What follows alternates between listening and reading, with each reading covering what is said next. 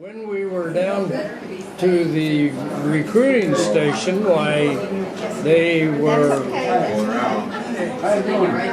had sent us down there to be interviewed, you know, and you went in succession. You progressed down seats.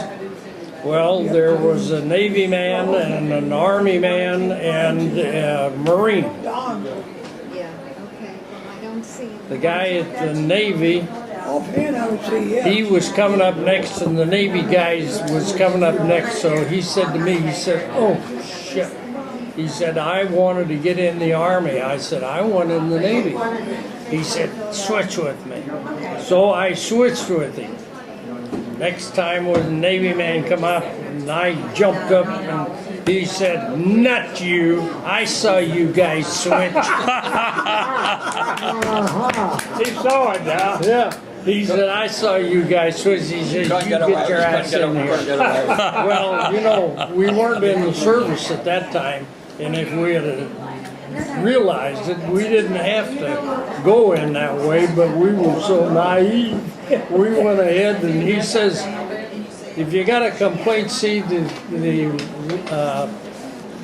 chaplain afterwards." Well, we went up and saw the chaplain afterwards, and he says, "Miss, you guys have been had. Miss, you really didn't think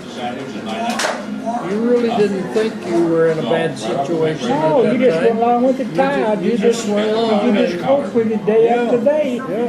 Yeah. It was just something that happened. Well, it happened today. Yeah. And your feet were so cold, you didn't know you had no feet. I didn't. That's right. You just day after, and I thought about it. You're bound to slip a little, but I can't remember sleeping now. You know? You're bound to went to sleep and didn't know it. Yeah. Yeah, that's a bad situation. We had so many young new replacements that came up. First thing you would say is, now, when you're in the foxhole, you have to keep moving. Right. You have to keep moving. So the next morning you would go out there, they would be sitting in the foxhole with their hands around their rifle. You'd say, "Okay, it's time to move." They couldn't move.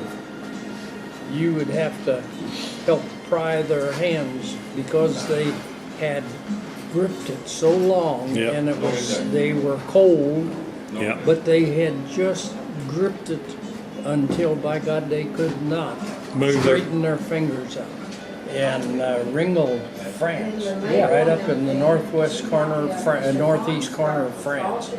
And we moved into this little village, and they had a big pile of cow manure and horse manure that they would put over a vat.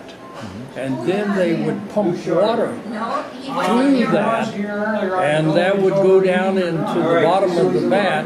Then eventually they would pump it out after a while and put it into what we called Honey wagon. honey wagon. And one day we moved into this little town about 4 o'clock in the afternoon, and we were all there, and all of a sudden, boom, boom, boom, and 4 pieces of artillery came in, and 2 of them hit that goddamn big pile of cow shit, and just blew it all over the side. Never hurt the barn or the house, but it just covered the whole side of that house with cow shit. Oh. I never will forget that old French woman. She was out there just raising hell with us, because if you hadn't have been here, the Germans wouldn't have done that. Yeah.